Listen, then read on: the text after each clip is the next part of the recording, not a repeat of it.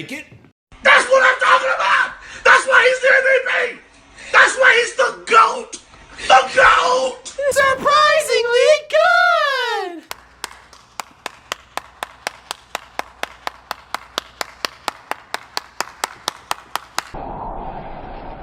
Disappointed!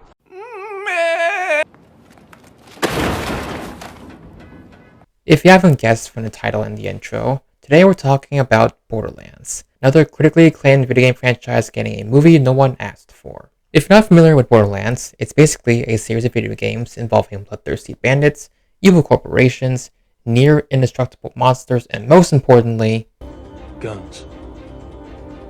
Lots of guns. obviously there's a bit more to it than that, but the best way I can describe it is what if Mad Max and Halo had a baby. These games have always held a very special place in my heart, with the second one in particular being one of my favorite video games of all time. What made these games so entertaining for me was the variety in how you could play, which could be determined by so many factors. Your player's abilities, the enemies themselves, and the hundreds and hundreds of guns you could pick up. I remember spending hours playing these games, defeating wave after wave of enemies, struggling to beat overpowered bosses, and of course, getting the loot.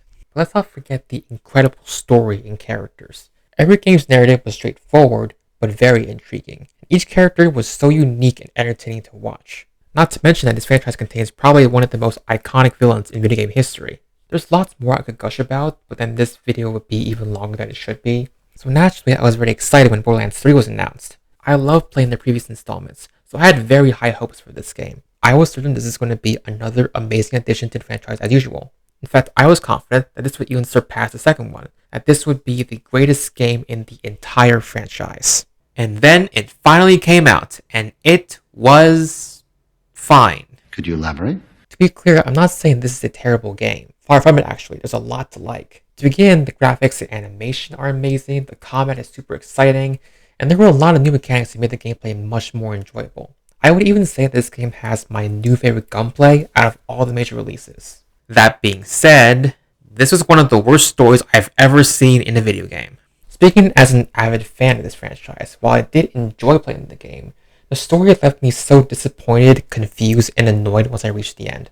And ever since then, those frustrations have only been worsening, and I've just been accumulating more and more, even as I'm making this video right now. So much of the story angered me. There were so many absurd and unnecessary plot decisions. The villains were absolute garbage and painful to listen to.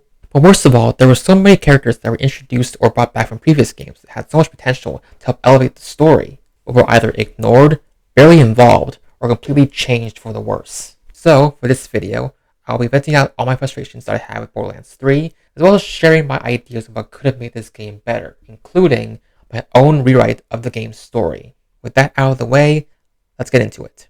Also, I should mention this, but spoilers for pretty much the entire series. So, before I list everything I hated about this game, let's briefly go over the positives. Because while the story was awful, there were still a lot of things I enjoyed while playing this game. As I mentioned before, the gameplay is spectacular, having probably the best gunplay of the entire series in my opinion. I love that some guns had the new mechanic of switching between different modes to fight enemies. The new movement mechanics that were introduced, like ledge climbing and sliding, were also a great addition, making it much easier to maneuver around the environment. I also like the new fast travel mechanic. Instead of just mind-numbingly dragging yourself to the nearest fast travel station, you could just fast travel from anywhere this time. The graphics and animation are incredible. Everything just looks extremely polished and smooth.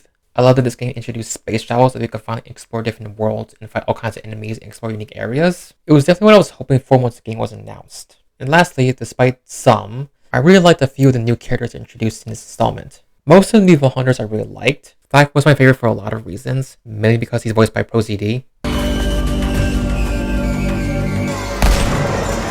I think that enemy got the point. Amara was cool, even though her powers were kind of similar to Maya's. Corporate needs you to find the differences between this picture and this picture. They're the same picture.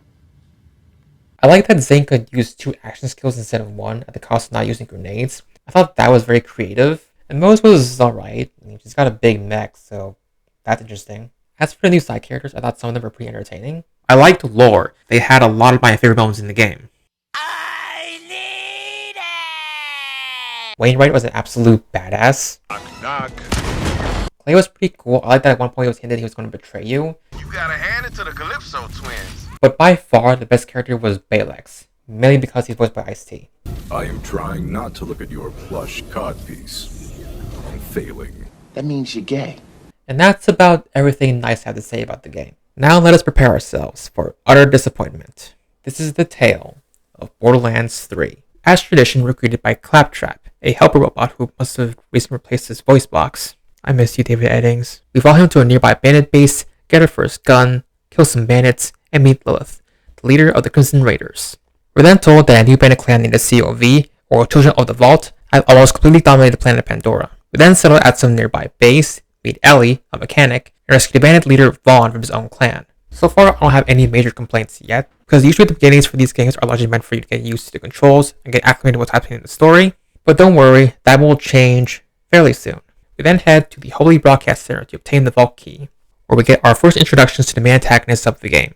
Tyrene and Troy Calypso, also known as the Calypso twins, are the leaders of the COV, whose goal is pretty much the same with every supervillain ever. What's unique about them, though, is that they both behave like the classic stereotype of a toxic influencer, as they love to stream their exploits to their devoted followers. And as we'll find out later, both of them are also sirens, possessing the ability to leech and absorb power from other beings, like a parasite. Now, on my first playthrough, I'll admit, my first impression of the Calypso twins was relatively neutral, because personally at the time they were somewhat tolerable, so I was open to see what these two had in store for me. There's certainly no handsome Jack, but hey, maybe they'll get better.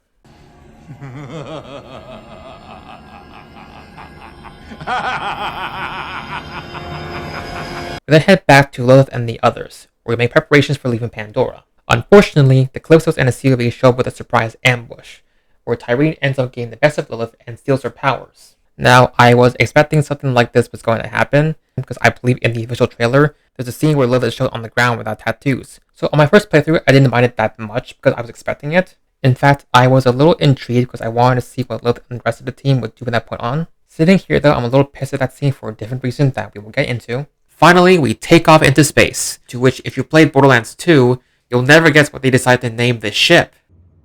She's already got a name. Sanctuary.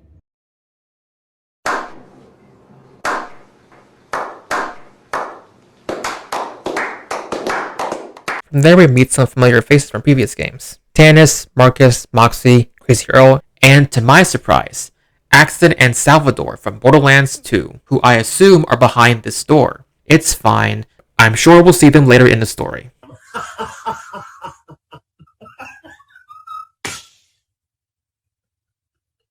Meanwhile, the Calypso decide to taunt us with a replay of their beatdown on Lilith, which, I don't know what they're going for here. It's supposed to be like America's Funniest Home Videos or something? Is that a reference anyone gets at this point? Who is this humor for? After we repaired Sanctuary, we make our first voyage into space and visit our first planet, Promethea. On our arrival, it seems that the Malamon Corporation have invaded and are in league with the COV to find and unlock the vault on Promethea. Once we arrive, we meet Lore and hear a familiar name, Reese from Tales from the Borderlands. Reese is now Atlas's CEO, and clearly fighting against Malawan and its CEO, Katagawa Jr. Lore helps us get through Promethea, and takes us to Atlas headquarters to contact Reese, where we agree to help each other out in fighting back against Malawan and finding the Promethea Vault Key fragments. During our mission, we meet a familiar faceplate, the elusive and enigmatic Assassin Zero from Borderlands 2.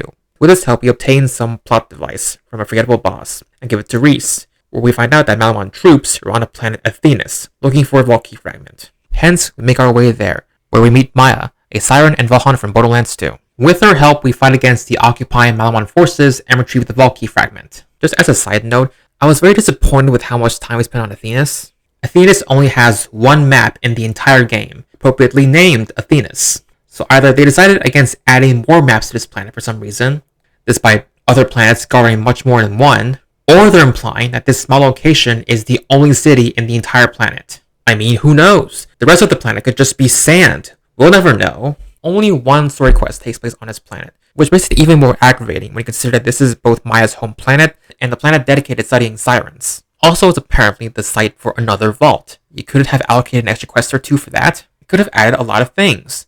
More action, lore, character development, fun. And speaking of fun, let's talk about Ava! Ava is an aspiring vault hunter who Maya's taken in as her apprentice. Eventually we learn that Maya's training Ava to be her successor, What an interesting and likable character, right? Wrong. Now, from what I've heard amongst the community, mainly through YouTube videos and angry reviews on Steam, Ava is widely considered to be one of, if not the worst character of the game, and possibly the entire franchise as well. But personally, I just don't give a shit about her. I don't really hate her, at least not as much compared to other characters, but at the same time, I would have minded if she just didn't exist in this game altogether. She did have several annoying moments, but she didn't irritate me that often while I was playing, or at the very least, she didn't ruin the story for me as much as the Calypso's did. I'm sure there's a lot of egregious things about her that I'm missing, but personally I just don't care. I think it's pointless to find more things to hate about this character when I already couldn't care less about them. And besides, I'm more concerned with other aspects of this story that continue to pile on this unnecessary character. Speaking of which, we're about to see what these shitheads have planned for us. I'm sure nothing fucking stupid will happen. We go back to Promethea to get the rest of the vault key fragments and kill Kanagawa Jr., and along with Maya, make a quick dash to the vault. We battle hordes of COV and guardians until we make it to the entrance. After a long battle with its guardian, we finally open the vault. Now in these games, vaults have always been known to contain oodles of cash and lots of loot, so my expectations were very high. I was excited to see what this vault had in store. So I stepped in and found a couple chests, and some doodad that allows you to punch these crystals. And that's it. Well, this sucks. Underwhelmed, we return, where somehow Ava has tagged along with us despite going against Maya's wishes. Maya begins to scold Ava, but they're both interrupted when the Calypso show up with a surprise encounter. Tyreen then absorbs the power of the defeated vault monster, becoming more powerful, and then she attempts to kill Ava. Maya tries to save Ava by face-locking Troy, and then physically restrains him for bargaining power, the person who's been shown to leech power from others, and is related to someone who steals power from others. What could go wrong? That's what I thought. I'm in danger!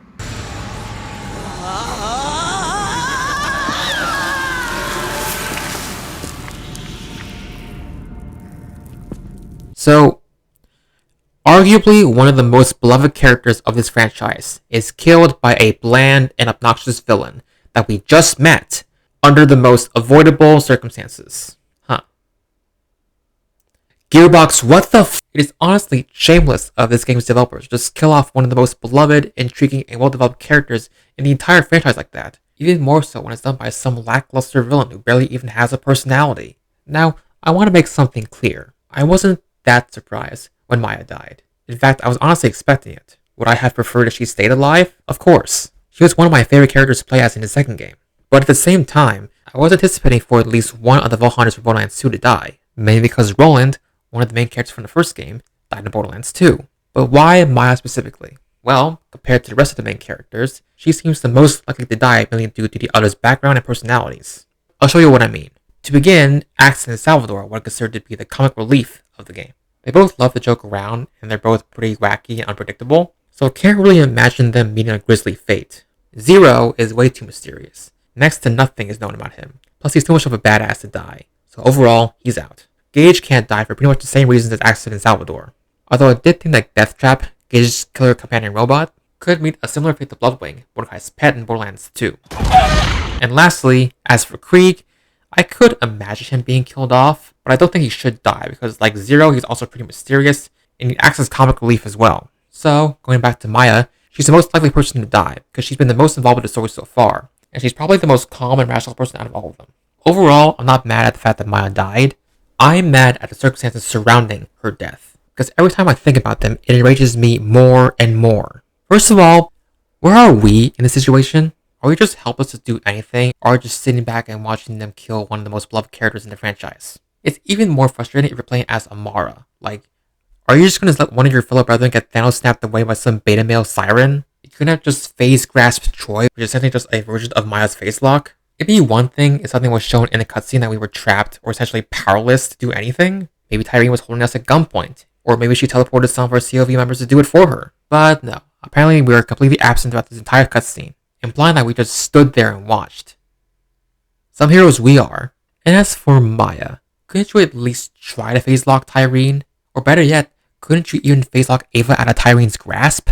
You could have just done the same thing to Ava as you did with Troy, and then just get the hell out of there. But okay, let's say you do phase lock Troy. You couldn't have just left him like that? Did you not have a gun to hold him at a distance to ensure you had the upper hand in the situation? Instead, you made the choice of physically restraining him, leaving yourself open for the parasitic siren to take your life and your powers. So bold and brash. More like belongs in the trash. Sorry, I must have missed that one. This was absolutely the worst way they could have killed her off. No suspense, no style, no subtlety. As a comparison, let's go back to Roland. For those of you that aren't familiar, Roland was one of the main supporting characters in Borderlands 2, and one of the 4 playable characters in the first Borderlands game. He acted as a sort of mentor towards us, which is fitting given that he was the leader of the Crimson Raiders before Lilith. And when he died, it was completely by surprise. The situation wasn't as avoidable or idiotic, and afterwards it was incredibly impactful and harrowing for the rest of the characters. It also occurs a few moments before the final showdown, meaning that even if you weren't familiar with Roland before Borderlands 2, this game gives you plenty of moments to become more invested in his character, so that you actually care when he dies. Roland's death was a pivotal moment and turning point of Borderlands 2's story, whereas Maya's death just felt extremely rushed, unnecessary, and frustrating. It just seemed like they didn't have any care for her character. Plus, how come Lilith gets to live without her powers but Maya doesn't? Honestly, if Lilith died when she lost her powers, that would have made the story a lot more interesting. It would definitely be ambitious to kill off one of the main characters early on. It's not like it hasn't been done before. Or better yet, why couldn't Maya have lived after Troy stole her powers? Couldn't she just have let go of Troy and shove it out of the way, but not fast enough for Troy to not steal her power? Or like I mentioned before, couldn't we, the player, have done anything? It would have been fascinating to see how she pressed on from that point, and it would have given us more opportunities to become more acquainted with her. Maya and Ava's relationship would have also been developed a lot more. Like, how does Maya teach Ava to be a siren when she's no longer one herself? And maybe Maya dies at a later point, where it would feel more appropriate, since at that moment, we're probably much more attached to her character now. It's just sad that they just throw away one of the most well-written characters so early in this one cutscene. Such a waste. I'm not even done yet. But I'm not done yet. This is probably my least favorite cutscene in the entire franchise, because it just frustrates me so much to see one of my favorite characters be treated that way. But the thing that enraged me the most wasn't even Maya's death, but the aftermath. Now before we delve into that, let's look at the aftermath of Roland's death. First off, there's literally an entire side quest dedicated to breaking the news of Roland's death to everyone at Sanctuary, and everyone's reaction is what you'd expect. They're very depressed, and they all reflect on how he changed their lives for the better. There's even unused dialogue with Tiny Tina after telling about Roland's death, which for the record is pretty heart-wrenching. Roland's dead? Thank you for telling me. Please go now. And later, that grief is expanded on more in the Tiny Tina DLC. At the end, they erect a statue of him for Pete's sake. Overall, Roland's death is clearly meant to be a pivotal and emotional moment for nearly everyone in the franchise. So, how does everyone react to Maya's death? No, I genuinely want to know, because most of these characters don't give any reaction to her death whatsoever. The only people that say anything about Maya's death are Tannis, Lilith, and Ava, which, despite everything about her, there is one thing I'll credit Ava for, or even though she indirectly caused Maya's death, at least she was emotional about it. They even give you the option to cover her afterwards. Although I'm guessing most players just do that for the legendary. Tannis' speech was terrible too, but honestly, based on her character, that was expected. But Lilith's was the most irritating. I'll just let it speak for itself. Lilith, take the vault key to Tannis. I'm going after Jack.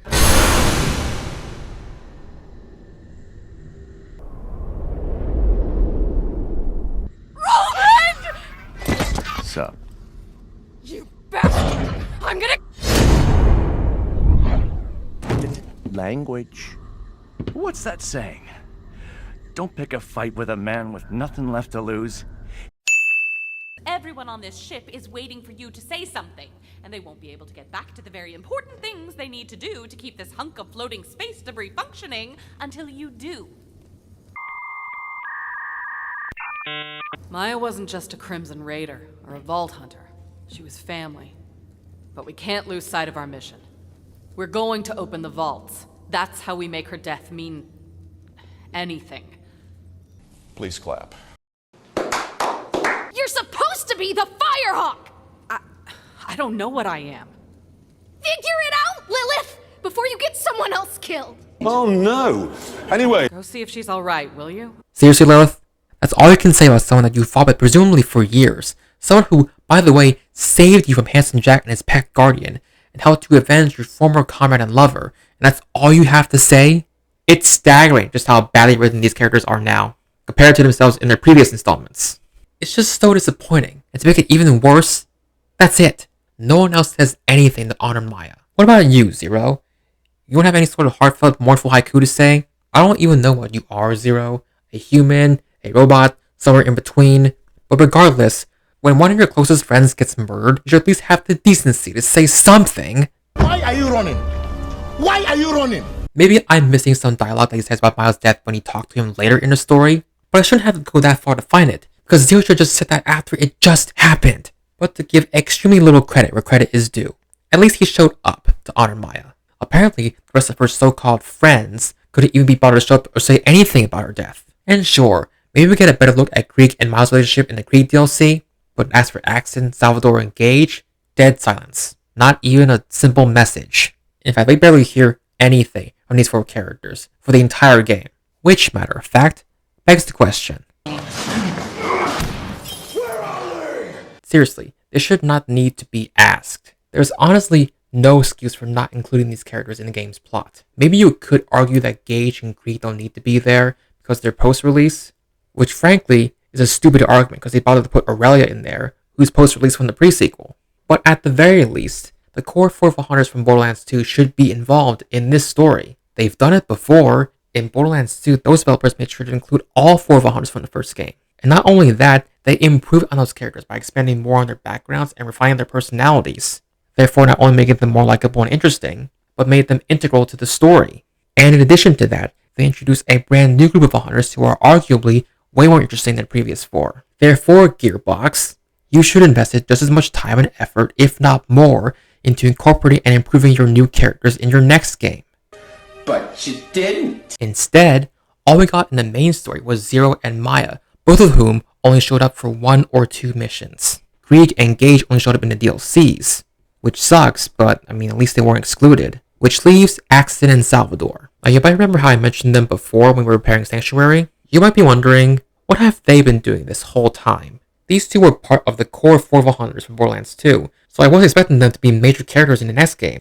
And yet, they weren't present at any point in the main story. So, what was more important to them than saving the galaxy and possibly preventing one of their closest friends from dying?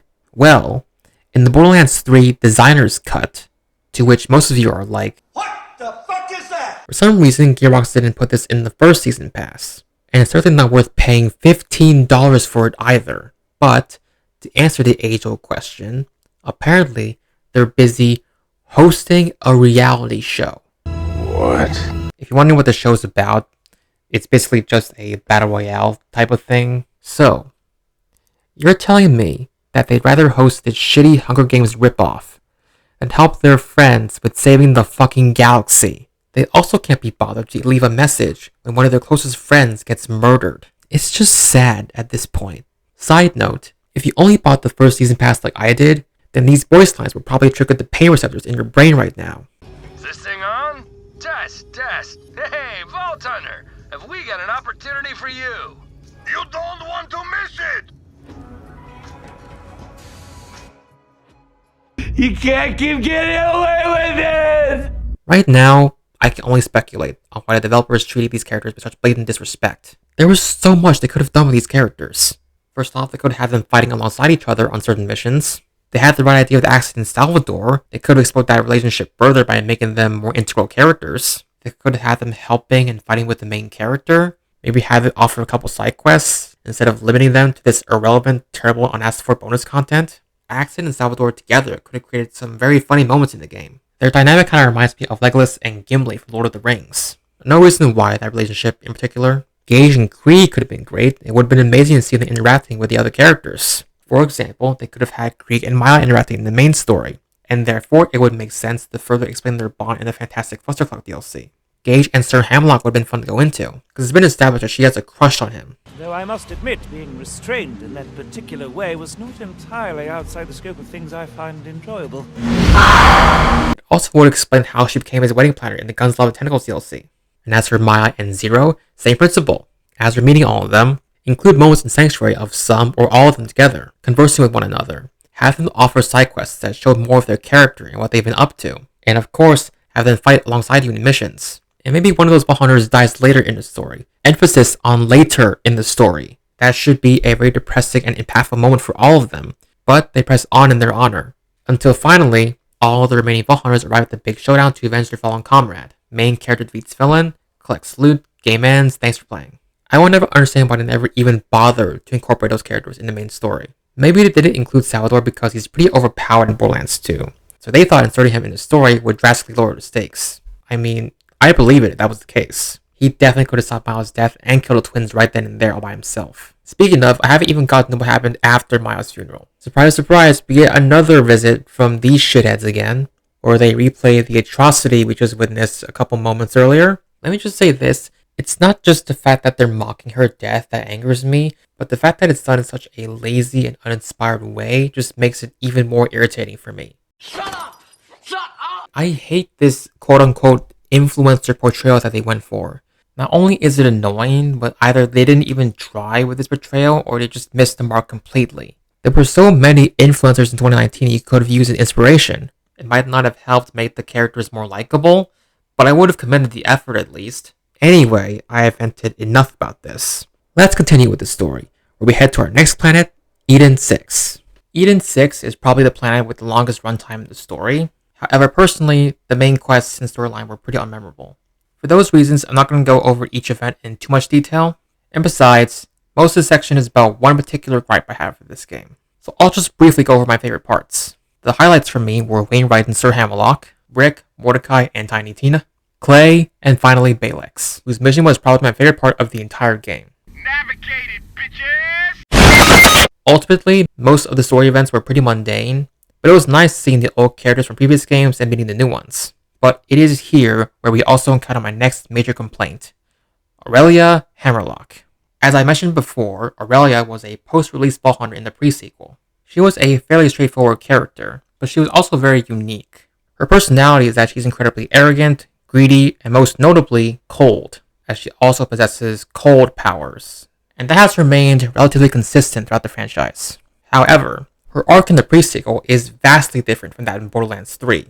And by different, I mean that she had actual character development in the pre-sequel, which they basically throw away in this game.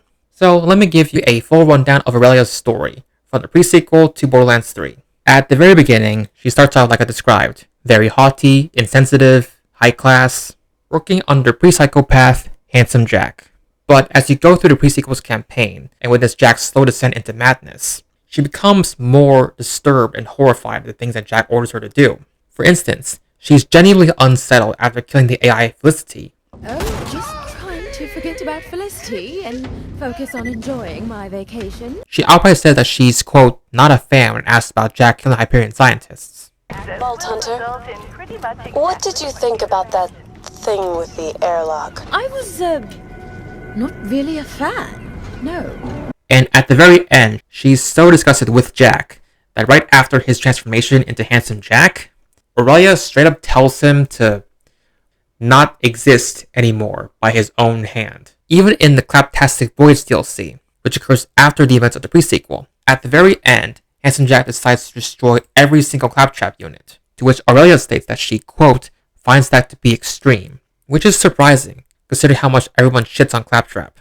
Overall, while Aurelia still retains some of her villainous qualities, she has a sort of redemption arc going in the pre-sequel, which shows that she has standards at the very least, and that she could potentially be an ally to the Crimson Raiders in future installments.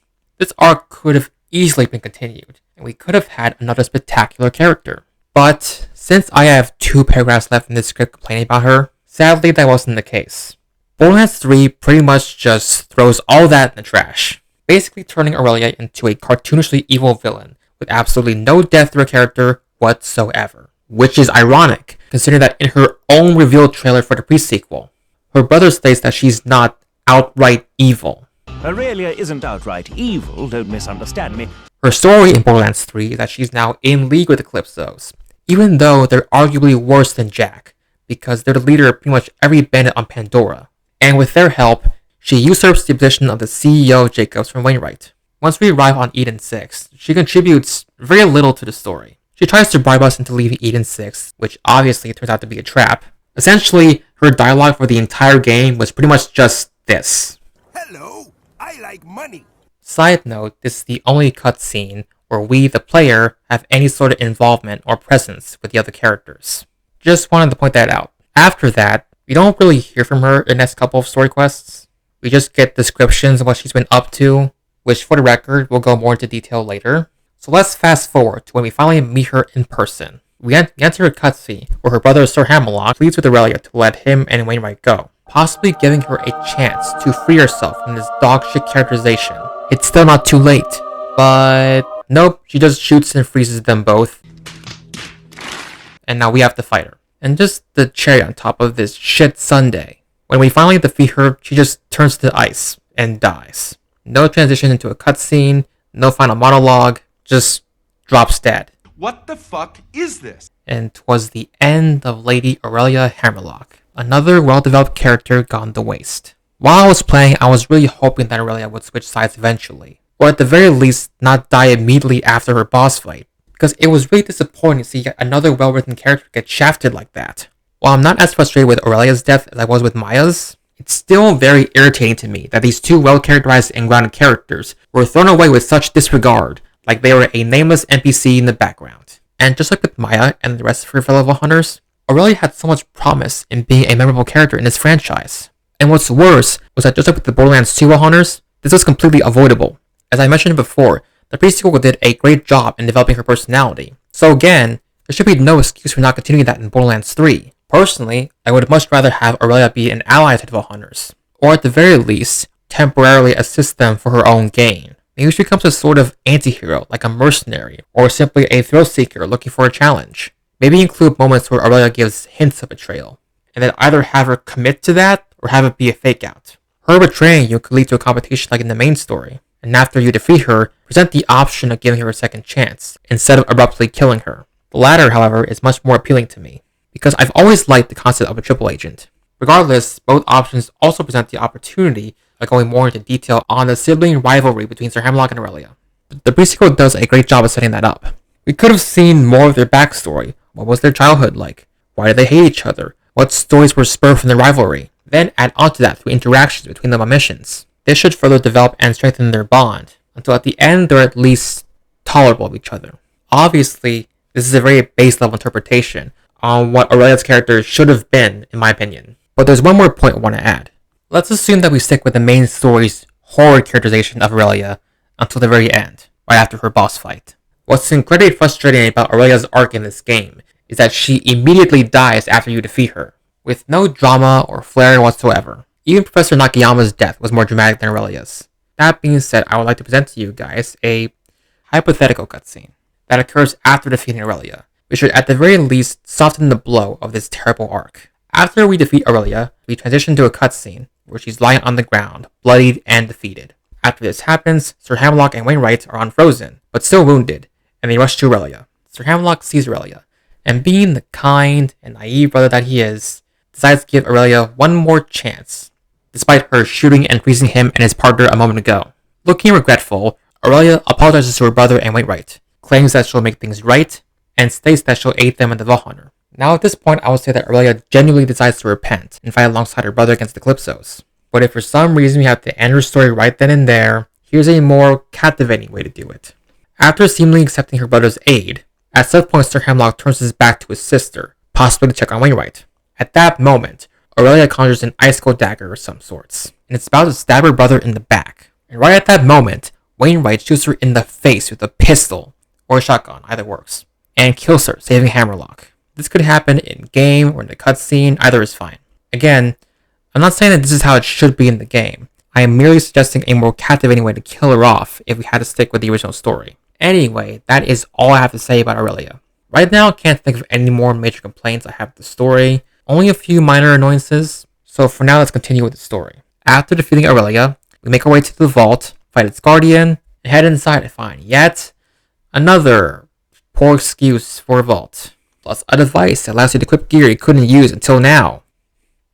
Oh, and Tannis gets kidnapped. This next chapter is pretty forgettable for me. Nothing stood out to me as too offensive or annoying, so let's just continue with the story. I'm going to try to be succinct from now on. We head back to Pandora to save Tannis, where she's being held captive on Carnivora, a massive vehicle/fortress. We board Carnivora, we defeat the boss, and we save Tannis, who's a siren now, apparently. What?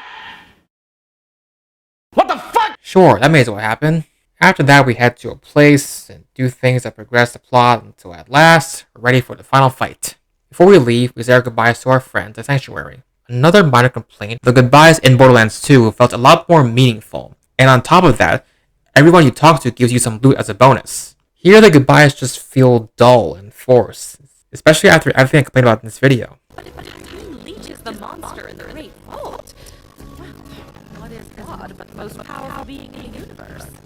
I have only 2 words for you. Perhaps the most important 2 words ever spoken on Pandora. Kill Jack! When you're staring down the ugly maw's death, just remember that there are plenty more vault hunters where you came from, so the Crimson Raiders is just fun. That was my best fun! It's time to end this! I'll meet you out in the Iridium Light! So just this one time, here's some ammo on the house. Don't tell anyone about this, and don't die down there. You're my favorite customer. Here, you might need this. Regardless, we make our way to finally finish the Calypsos once and for all. We make our way to the Great Vault, where we at last engage Troy in battle. And once we defeat him, he just drops dead. But at least he had some last words this time. After which, Ava somehow absorbs Maya's face-lock powers from Troy. Then Tyreen awakens, she absorbs her brother, and finally crushes Lilith, Tannis, and Ava with a large rock and leaves. While we do fuck all, of course. And that's the end.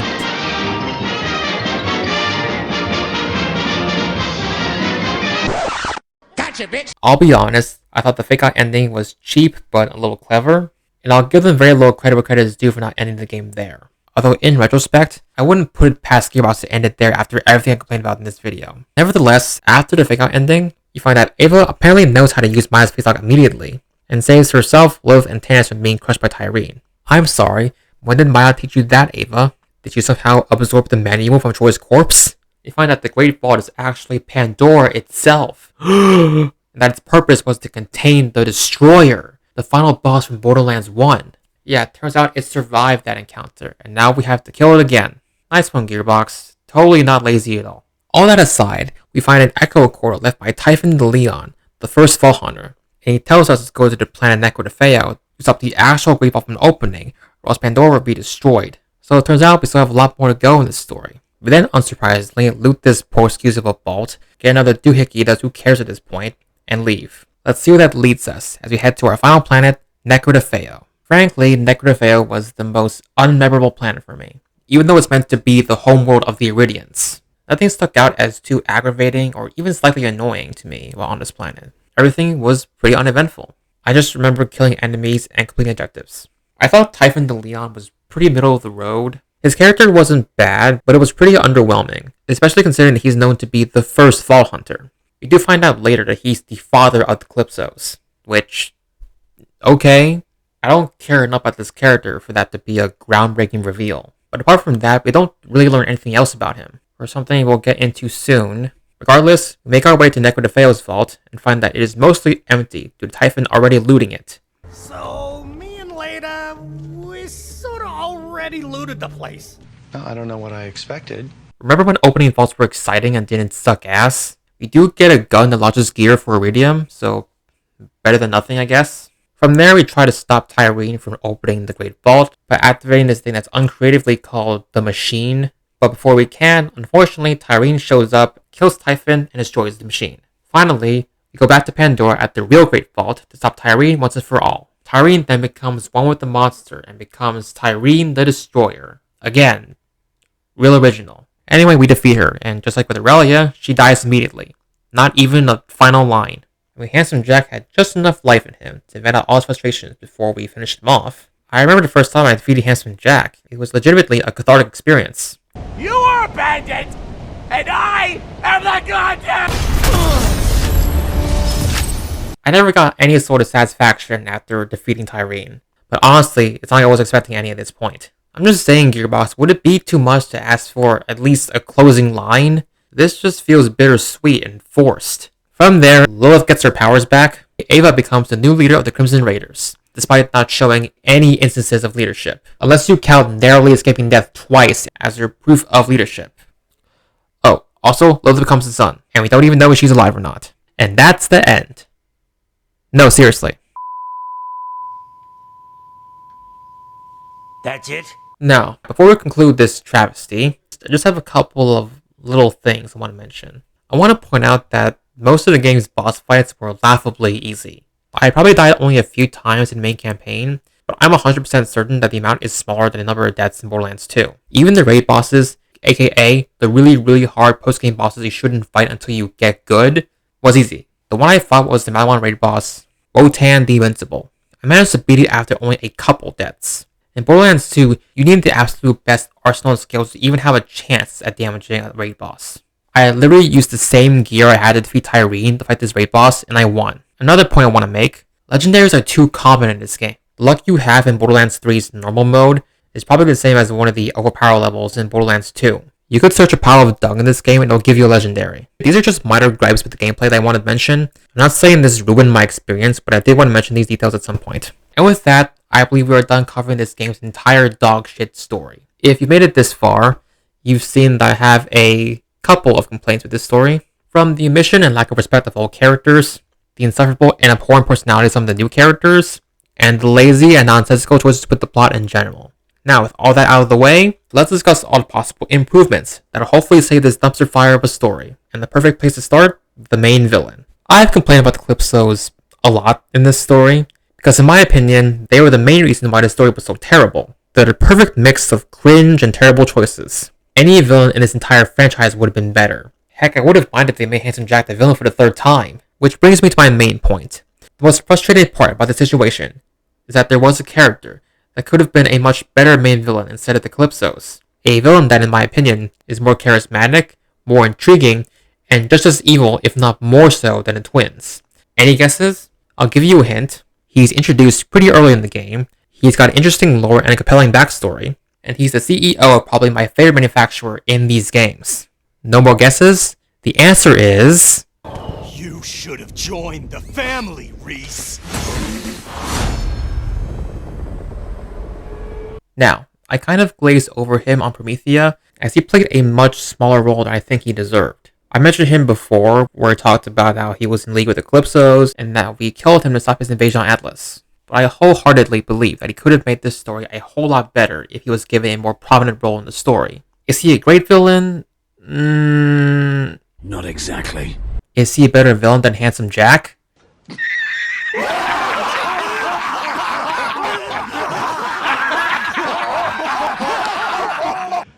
You serious? Yeah, no.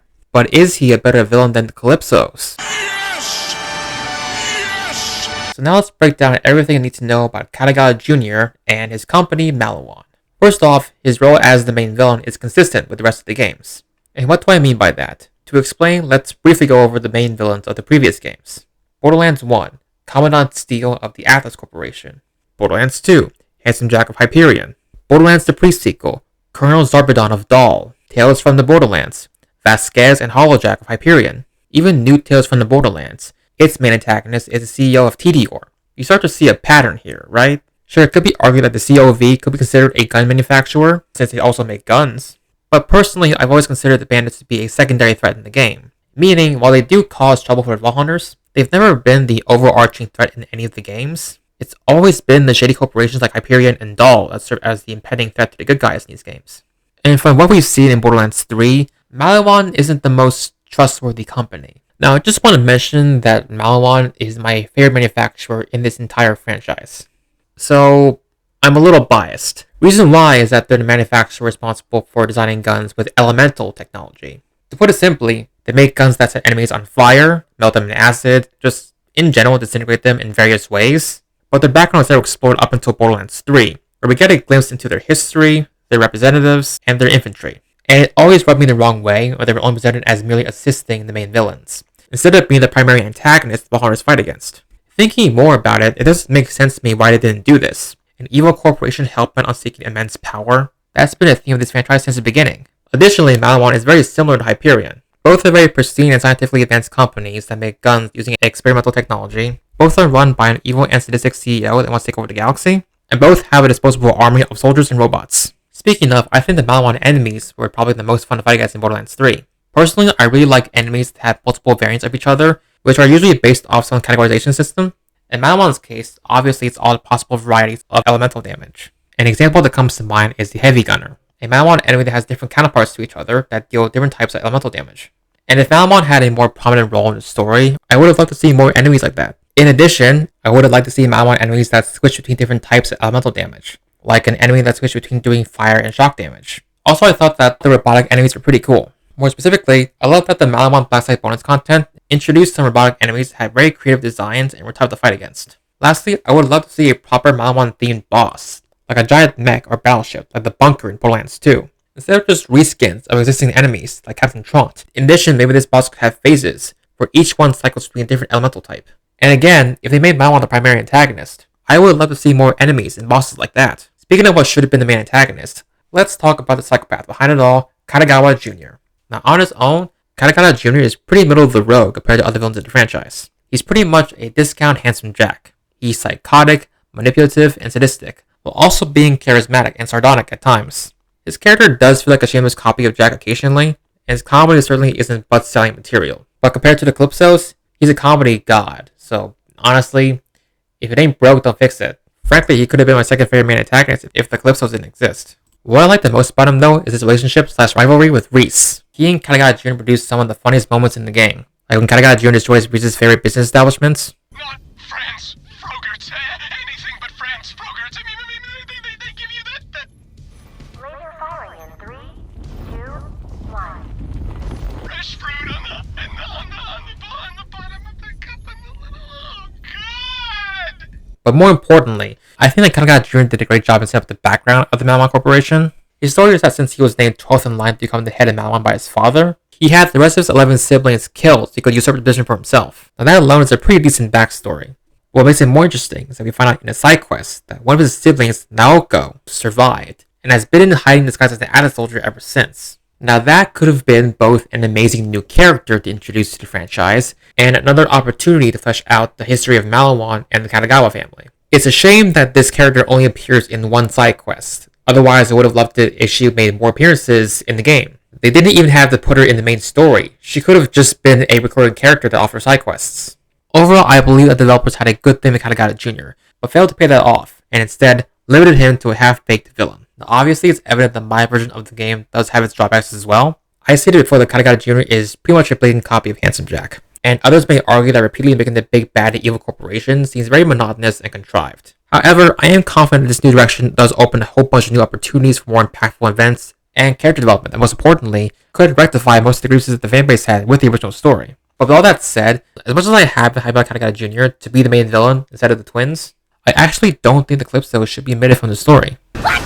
Now I've made it clear that I think the Calypsos should be excluded from existence, but much as I prefer to keep reiterating that, I will admit that they did bring something new and unique to the table. And after much consideration, I realized that I'm mostly frustrated with their characterization, not the idea of the Calypsos.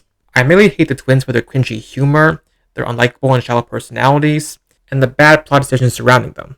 But all those complaints, in my opinion, have little to do with the concept of the twins themselves, but rather how poorly that concept was executed. That's Gearbox's fault. Thinking back on it, the story devices they introduced to the game were innovative and intriguing, like the COV and their parasitic siren powers. The problem was that it was portrayed in the most atrocious and painfully unfunny way possible. Which then begs the question, how can we fix these characters? Now, I'm not a storyteller, nor do I specialize in character design. I am merely just explaining my ideas on how I would improve these characters. The Calypsos as a concept brings a lot to the table in terms of characterization and storytelling. For one, they're both sirens, which is already a fascinating concept as it expands on the Borderlands lore. For instance, according to the games, there are only female sirens, so Troy was sparking a lot of theories surrounding the history of sirens, how they're made, etc. Their backstory in the games was somewhat understandable, even though it's only really expanded on at the very end. Their frustrations and yearning for godhood stemmed from their father, keeping them in isolation in order to protect them, which only made them want to escape even more. So you see where they're coming from and why they're the villains, but a decent backstory can only get you so far. It didn't help that those elements were surrounded by bad jokes, pretentious remarks, and infuriating plot decisions. Their relationship also confused me and left me disappointed, because I was very unclear what the developers were going for. Both of them do share some qualities. They're both cruel and sadistic, have a god complex, think they're way funnier than they actually are. You don't really get a glimpse of anything deeper, like some internal conflict or unbreakable bond. Their arrogant demeanor also remains constant throughout the game. We don't witness a turning point or a change in emotion. For comparison, let's go back to Borderlands 2 with Handsome Jack. In the beginning, Jack constantly has a sarcastic attitude and loves to insult and undermine you in the game. Because throughout the first half of the game, he usually has the upper hand. But once you start getting on his nerves by continually thwarting his plans, ultimately leading to you killing his daughter, his demeanor changes, becoming more dark and sadistic. Because now he's determined to do everything he can to achieve his goal and make you suffer for what you've done. I'm racking my brain trying to think of a name for that diamond pony I bought. I was going to call it Piss for Brains in honor of you, but that just feels immature. Hey, maybe Butt Stallion? I'm going after Jack.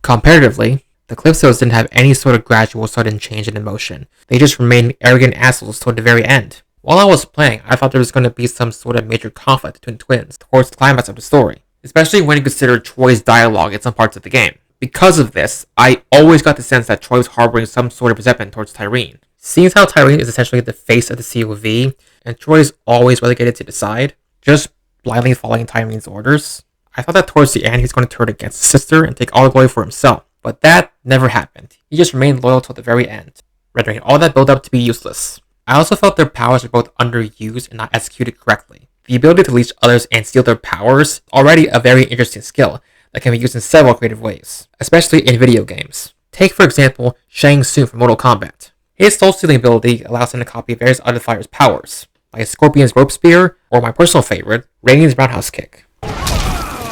Roadhouse. Whereas Tyreen and Troy basically only use the powers of the Siren they stole from. I was hoping that throughout the game we see more variety in their powers, especially after they with the Guardian of Promethea. Additionally, I would also assume that Tyreen and Troy probably have leashed a lot of beings ever since they left Necrodefeo. Seeing that it's the homeworld of the Iridians and their Guardians, it's not unlikely they haven't leased off a Guardian or two. That being said, we could have seen them utilize those powers in some capacity. The possibilities are endless. Lastly, I want to address the humor.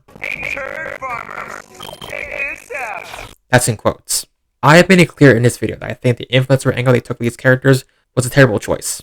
But even though I'm not a fan of it personally, I do think this type of humor can be done well, just maybe not in the context of Borderlands. Besides it not being funny, my other main gripe is that it just wasn't accurate. For example, I really hated the terrible replays they did of leeching Lilith's powers and killing Maya. Not only the fact that they did this pissed me off, but it was just plain lazy. This humor was screaming Pokemon go to the polls. Energy. But even putting aside the influencer angle, the jokes were still painfully unfunny. Yeah, cause you eat butts. Did a 5-year-old write this? At this point, I refuse to believe that these are the same writers that worked on Borderlands 2. The comedy gap between this and Butt Stallion is the size of the Grand Canyon. So while obviously I wouldn't prefer this angle with these characters, I'm going to list out some things developers could have done to make this streamer angle more accurate at least. Honestly, I'm doing this because I don't have any other suggestions on how to make the clips somewhat funny. My suggestion would be just really lean into the stereotypes of the typical influencer. For example, they constantly stream their exploits, so treat it like a live stream on Twitch or some other streaming platform. Make it look more realistic, like displaying a chat log or reading out donations. This makes it even more exciting when you consider that the viewers are bandits and psychopaths. And not just streams, maybe they also post videos, Mr. Beast style. Something like, I anointed 1,000 members, or last to survive the Goliath gets 1,000,000 guns, with an obnoxious thumbnail and everything.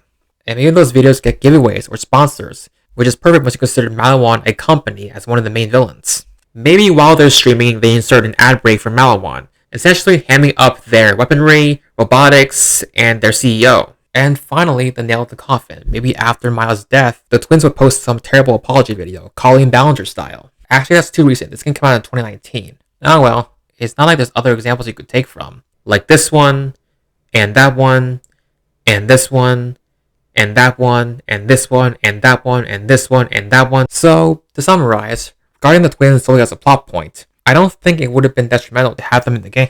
Regardless, they'll continue to be key players in my revision.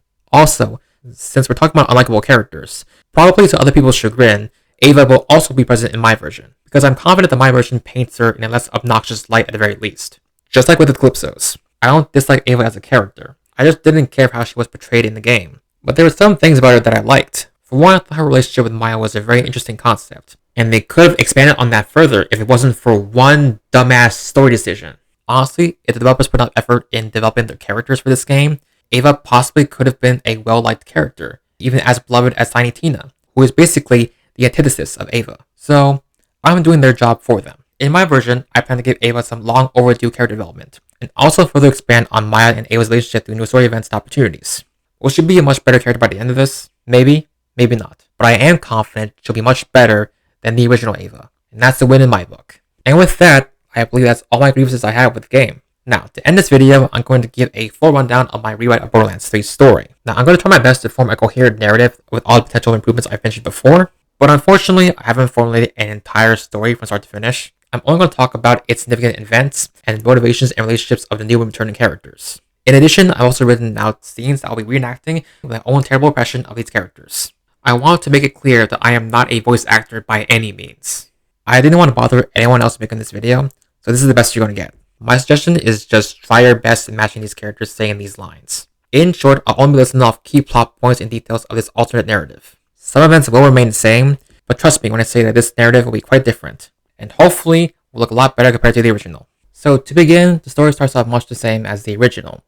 Lilith recruiting us, the Calypso twins and the COV established, meeting Ellie, rescuing Vaughn, and Lilith getting ambushed and having her power stolen by Tyreen.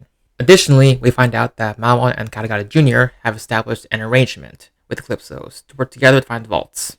How this came to fruition, I'm not entirely sure yet. Maybe the twins are looking for a powerful ally for their plan of taking over the galaxy and found Katagata Jr., or vice versa. After Tyreen steals Lilith's powers, this time, instead of leaving her to die, they attempt to finish off Lilith. But they're interrupted when a storage deck appears in front of them all of a sudden. Troy, not knowing what it is, picks it up, but then the box starts to shake. Troy drops it on the ground, and it transforms into Axton's turret. This is meant to be a callback to Axton's Echo quarters in Borderlands 2.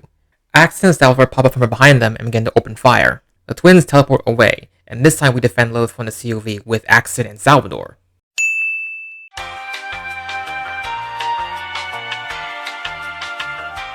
Thanks, sis. You're very welcome. Now can we get on with it? Unless you need me to change your diaper first? So, ow! What the hell is this? Troy, what did I just say? We've got a show to run here. I know, but just look at this thing. It's so tiny. Oh, shit. Hey, thanks. I was wondering where that went. Oh, sorry. Am I interrupting something? Just what do you think you're doing? You know how rude it is to interrupt someone while they're recording? Do you have any idea who you're messing with? I was going to say the same thing. Now, why don't you two do yourself a favor and leave her alone? Don't make me say it twice. Or what, old man? It's going to take more than a teeny tiny little turret. Alright? Don't say I didn't warn you. Bienvenidos a la fiesta, amigos! After rescuing Lilith, we board Sanctuary, do our usual introductions, and head to Promethea. Once we arrive, we see that Malwan's at war with Atlas, led by Reese.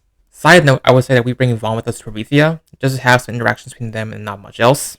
I'm also not sure how to incorporate Fiona and Sasha from Tales from Borderlands, as I don't know if I should introduce him alongside Reese, or at a later point in the story. If I had to pick, I'd probably say at some point when I revisit Pandora to save Tannis, but in general, they could help out with a story mission on some other planet like Eden 6 or Necrofeo. Regardless, we continue as usual. We meet Lore, Zero, and the other big baddie, Katagawa Jr., who's gonna stick around a little longer. In addition, I thought here it would be best to introduce Naoko, Katagawa Jr.'s sister who survived massacre of her other siblings. Naoko was only present for one side quest in the main game, but since Katagawa Jr. is going to be a more prominent character in the story, it makes sense for her to be a recurring character, with cutscenes, side quests, everything. In the original game, she disguises herself as an Atlas soldier and gets kidnapped by bandits. My version gives her a similar introduction, I would say. She still gets kidnapped by bandits, but after we rescue her, she reveals her identity to not just us, but also to Reese and the rest of the Crimson Raiders.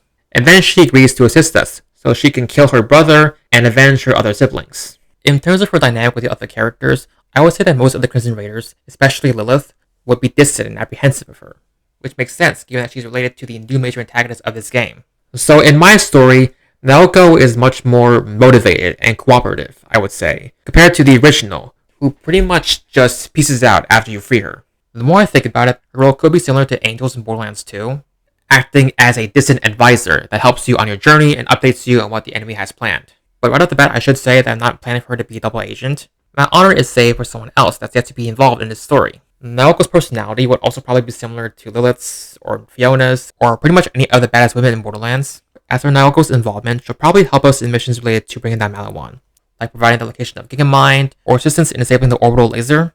You might think that would be the extent of her involvement, but trust me when I say she'll be more prominent later on. Now let's head to Athena's. Since I complained that Athena's was too short, my version will expand on it with more quests, cutscenes, etc. However, there are a myriad of quests or events that could happen on this planet based on this planet's history. For brevity's sake, I'm just going to list my suggestions for additional plot events that could happen, as well as events that I think should happen. For one, obviously since this is Maya's home planet, she'll be introduced here, much like the original. But an event that I'm adding to my version is that Krieg has traveled to Athena's to help Maya and Ava against Maliwan. The reason why I'm adding this is because it's been established that Krieg and Maya have a sort of special bond between each other, which is explored further in the Foster Clock DLC. But I thought that including this here would properly expand on their bond further. As for events that take place on Athena's, I don't have a definitive picture yet. All I can do is offer my suggestions for what they'll be doing. One possible direction, which is probably my first choice, is that like the other planets, Athena's also has a vault, with a key, loot, vault monster, the whole shebang. Throughout Athena's, the good guys will collect the fragments, defeat the vault monster, loot the vault, etc, etc.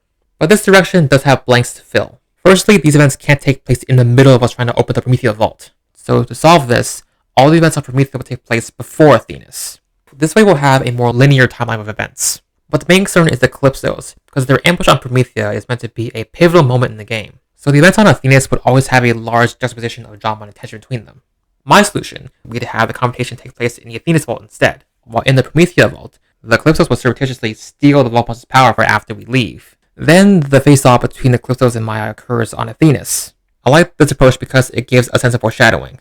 It also leaves more room for characters like Naoko and Kagana Jr. to clearly establish their roles in the game. Another suggestion is that there is a vault on Athena's, but it's already been opened and the Guardian's already been defeated. In that case, the series of events remains similar to the original, but we spend more time on Athena's looking for other plot devices. Maybe it could be another key fragment, or some artifact needed to progress the plot further, or even just knowledge on sirens, seeing as the inhabitants are dedicated to studying them. It also gives us an opportunity to see how exactly Maya trains Ava to be her successor. While we're there, maybe we encounter another boss, preferably Maliwan, like a giant cyborg or something, anything that's not like Captain Trant.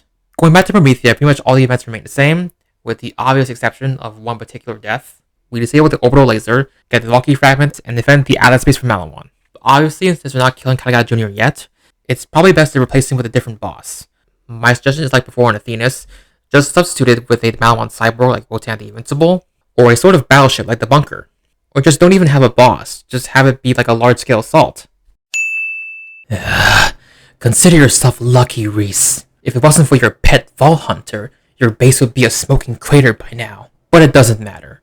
I've got bigger things to do than focus on lost causes. You just sleep with one eye open, Reese, because I'll be back for you. And you will regret the day you destroyed our friendship. Thanks, Katagawa. Sorry it didn't work out. Best of luck! With all that covered, we finally made it to the second confrontation with the twins.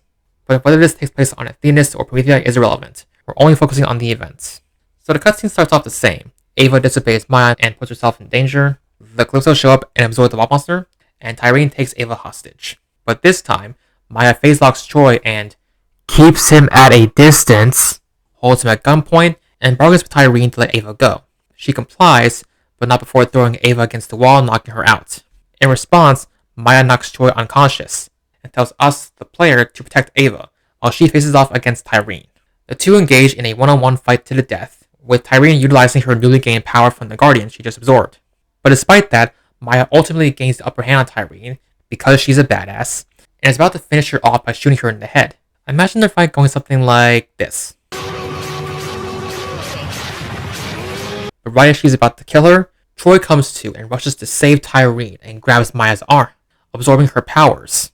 Maya shoves him off, fast enough not to be killed by him, but not enough to keep Troy from leeching her face-lock ability. Having now stolen her powers, Troy face-locks Maya and is about to kill her. But suddenly, we see a buzz axe flying towards Troy, and the axe slices his prosthetic arm off. Krieg pops out and attempts to kill Troy, but he escapes, rescues Tyrene, and they both teleport away. Sis, a little help here? Oh, can it, Troy, you'll be fine. Please. You're really gonna shoot one of your own kind? In front of the entire EchoNet? Not to mention, he's a male siren.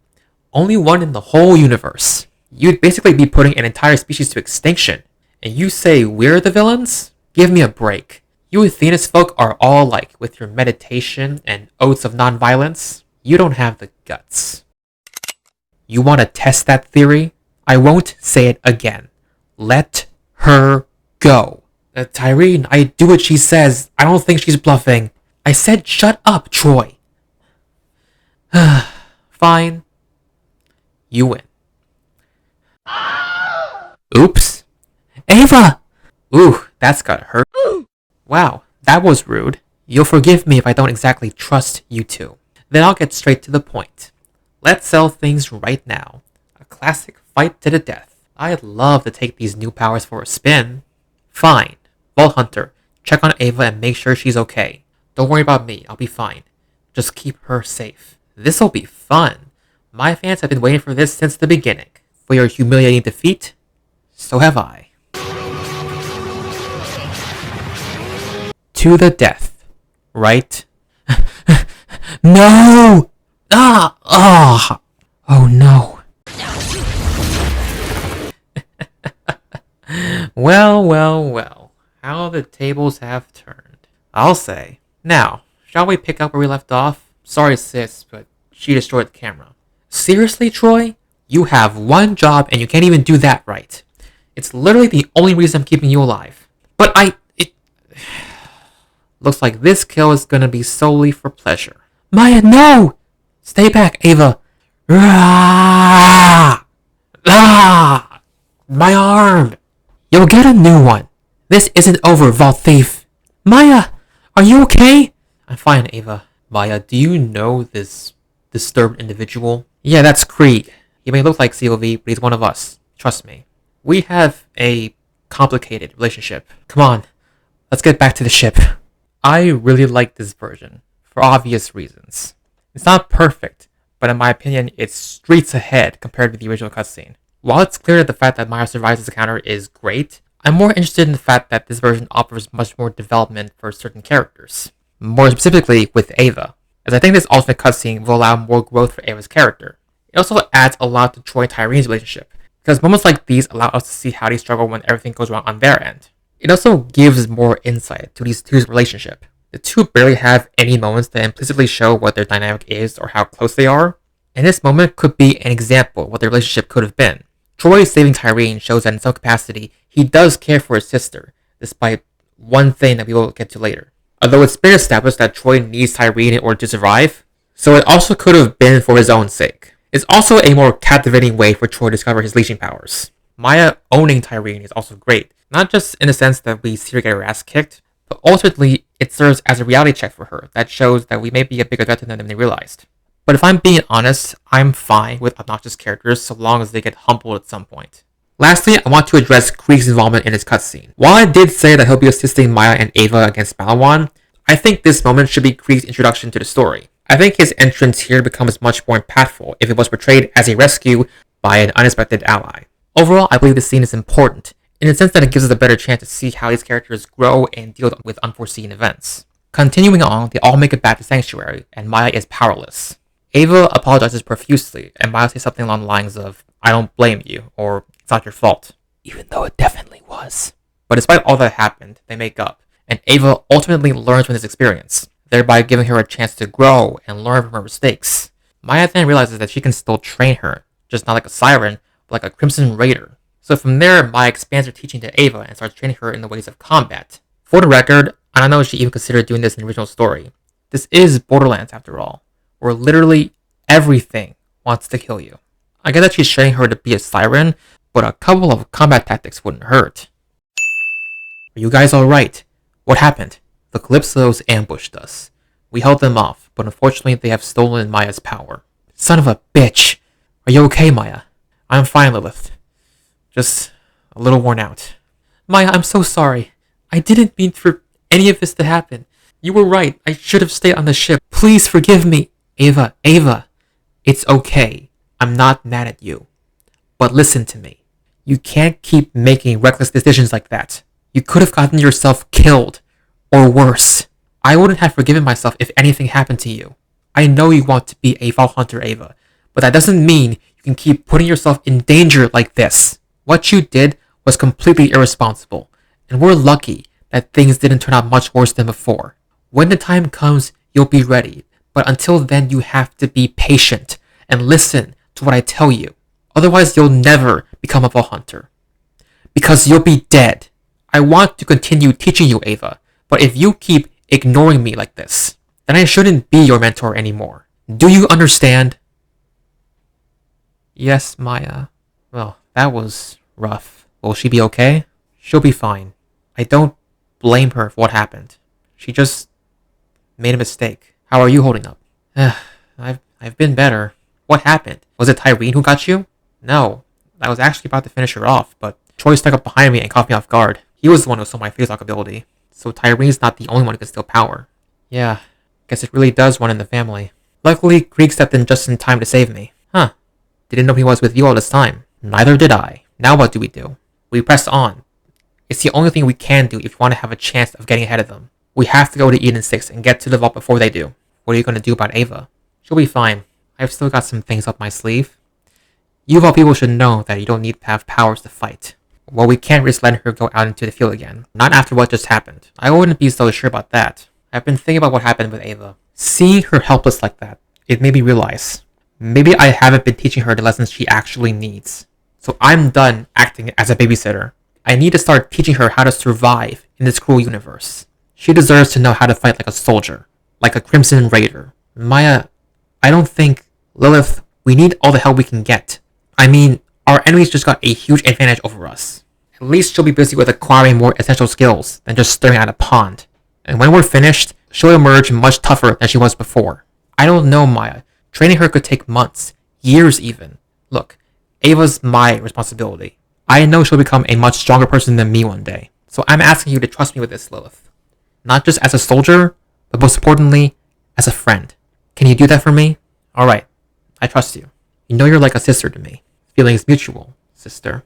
I just hope you know what you're doing. Don't worry about it. Now if you'll excuse me, I'm going to tell Ava the good news. Ava?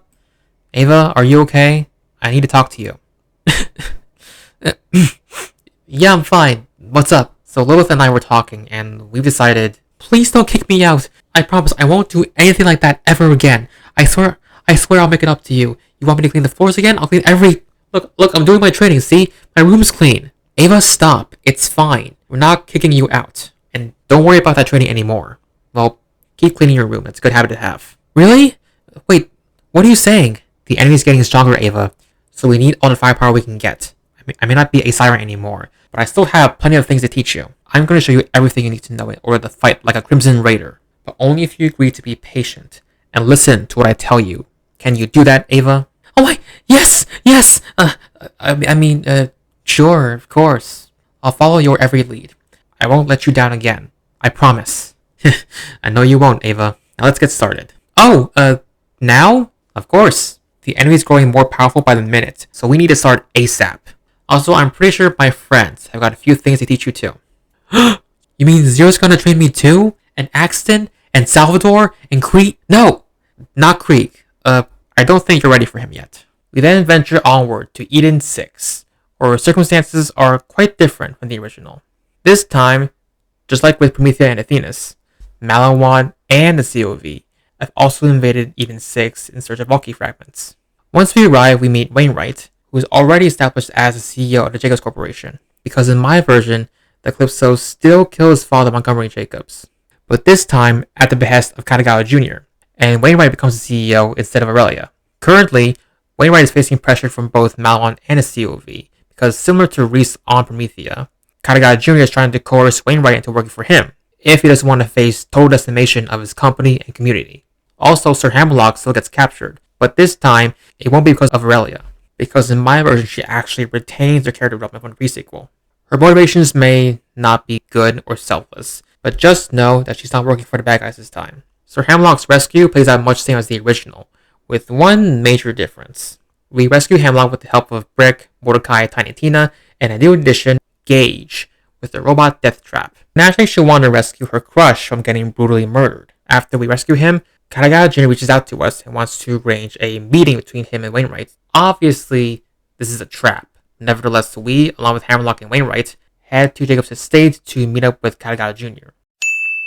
Wainwright, how have you been, man? It's been a long time. Sorry to hear about your dad. Listen, I need an answer, buddy. Are you ready for Jacobs to become an official subsidiary of Malawan? I mean, you realize if you say no, I'm going to destroy you and your entire legacy, right? No pressure. I know you'll make the right decision, but do it quickly, if you don't mind. My last proposal didn't go so smoothly, so I suggest you don't keep me waiting. You can shove that offer up your ass, Katagawa. I know you're the one who sent those tattooed vermin to kill my father and kidnap the love of my life. I'd rather cover myself in Saurian shit than ally with you. Whoa, cool with the accusations, Wainwright. I am not responsible for what my business partners do on their own time. If you're going to keep making these slanders for Marsh, Wainwright, this partnership's not going to work out. So watch what you say to me. Otherwise, I'm going to start liquidating some assets, if you catch my drift. Wainwright, it's a simple decision. You sign Jacobs over to me, and you don't risk all your loved ones getting obliterated. Hey, speaking of loved ones, how's your boyfriend? It'd be a shame if something terrible happened to him. Clock's ticking, buddy. On the way there, we run into Aurelia, who in this version has agreed to offer her services to Wainwright to help fight against Malawan and COV in exchange for money. I felt that this is the best time to introduce Aurelia because it gives us more opportunity to see the contentious and strained relationship between Aurelia and Sir Hammerlock. It's basically a chance to see their sibling rivalry up close. Once we arrive at the manor, we enter the cutscene where Troy facelocks us, but with a few changes. We open the door, where Troy facelocks us, Aurelia, and Sir Hammerlock. From there, he begins flirting with Aurelia. Just as a side note, Troy would unironically say "milady," and he makes a much more lucrative counteroffer to her in joining Malawan and the COV. Now, in the original game, we find out in a side quest that Troy and Aurelia had a sort of love affair between them. Now, show me again what you can do with your new powers. Gladly, Baroness.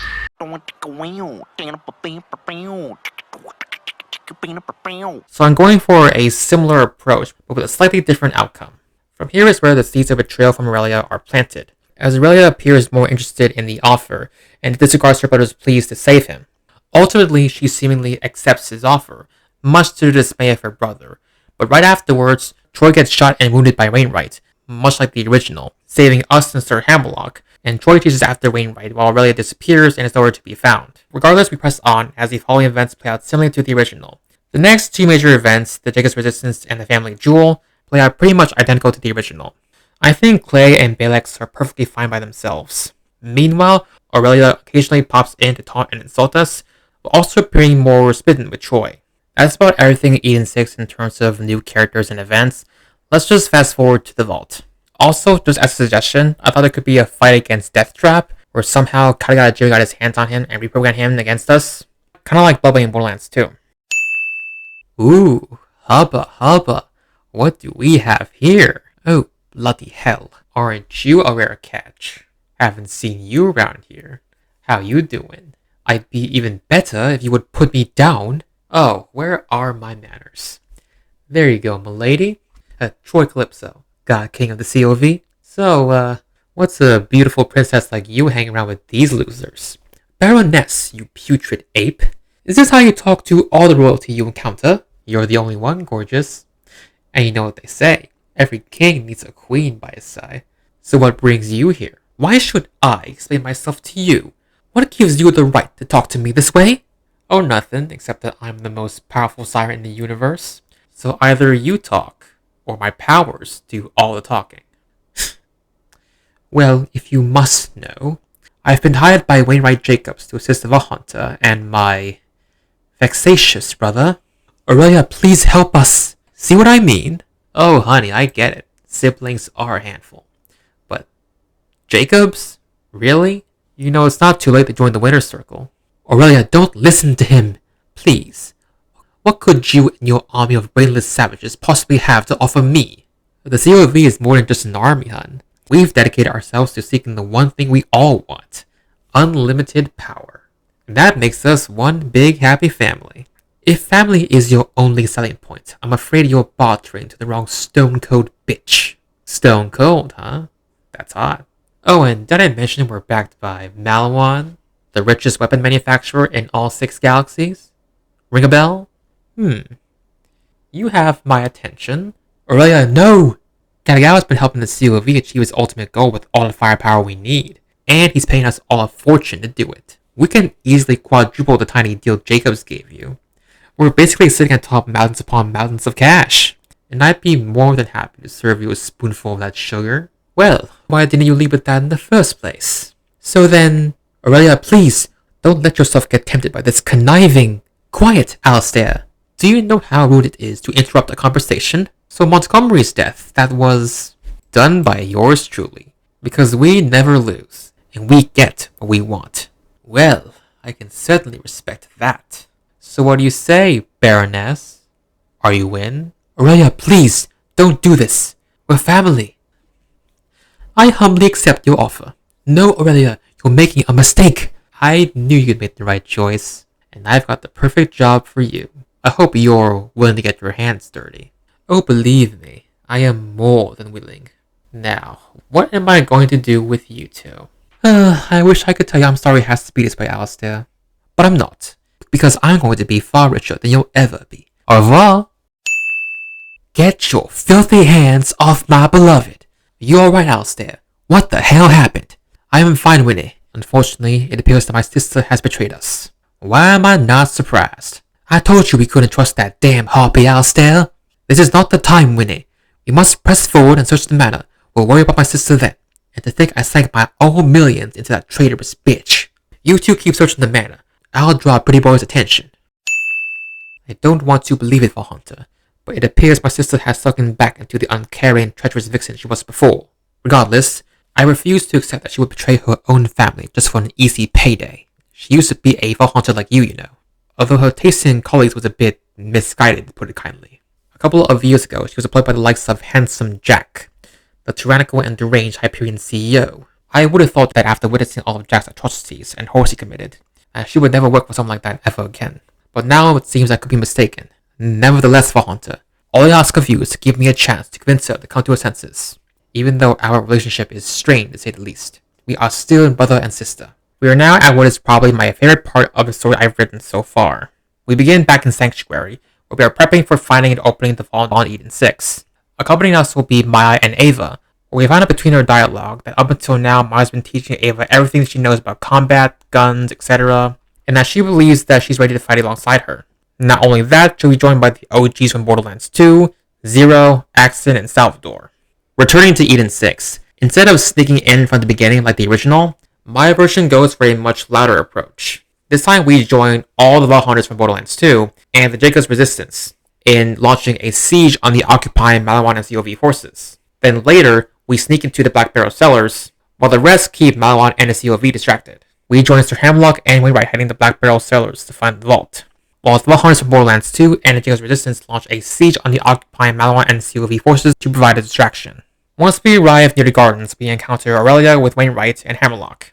Wainwright is wounded, presumably shot by Aurelia, and Sir Hamlock tries to convince her to spare them by appealing to family. Troy then shows up with a group of his anointed, or Malawan soldiers. Speaking of that, since Malawan is not cooperating with the COV, there's no reason why Troy can also anoint Malawan soldiers or cyborgs. This is another reason why I like this direction so much. There's so many opportunities for new and intriguing enemies and bosses. Anyway, Hammerlock pleads with Aurelia to reconsider her position. Aurelia refuses to listen and seemingly allows Troy to kill them. But then, once Troy starts to finish them off, Aurelia interrupts him and freezes him, much like she did to Sir Hamlock in the original game. How I picture this happening in my version is that since there was a romance hinted at between Aurelia and Troy, Aurelia offers him a kiss. That might be out of character for her, but I mean, it's kind of blatantly stated that they hooked up in the original. He accepts, but afterwards his whole body freezes and turns to ice. Miraculously though, he is still alive, which sounds ridiculous, but Aurelia shot and froze her brother and Wainwright in the original, so I guess you can survive being a human popsicle in this game. From there, she helps us kill Troy's forces, and then explains her reasoning for not betraying us, which is mainly because of her character development in the pre-sequel. She didn't save her brother because of family, but because she vowed never to aid anyone as evil as Handsome Jack ever again. Aurelia, I beg of you, stop this! I know we've had our differences, but we're still family. Somewhere in your heart you have to know that. Please, don't do this. Oh my god, cry me a river. I totally get what you mean now, babe. You just won't shut the hell up. What is the meaning of this? Joy, my dear, right on time. Just trimming the last branches of the Jacob's family tree. Why, I figured you could use some company. Plus, I got a bone to pick with you, old man. Bring it on, you scrawny bootlicking sissy. Oh, I will. Say hello to my new army of super soldiers. Katagawa gave me the go-ahead to start anointing some of his troops. So, in other words, you're screwed. Very impressive, my dear. Now, shall we proceed? Of course, baby. Allow me. Alistair, no! If you want Wainwright, you'll have to go through... Really, man? You're really making this harder for the both of you. Now your boyfriend gets to watch me rip you apart. Limb by limb. Oh, Troy, before you dismember my brother, how about a kiss? For good luck? Ooh, I thought you'd never ask. Come here, gorgeous. Oh, your lips sure are cold. What the... Shame. Thought it'd last longer than that. She just froze one of the Calypsos. Get her! Vault Hunter, make yourself useful and help me kill these miscreants. Well, I'll admit, you have some skill. Aurelia, you saved us. Did you plan this all along? Or did my words finally reach you? Oh no, your employer did absolutely nothing for me, Alistair. Though I can't say I did enjoy seeing that pitiful expression on your face. All of this was arranged by me from the beginning. Ugh. Unfortunately, I failed to account for a few oversights. I see.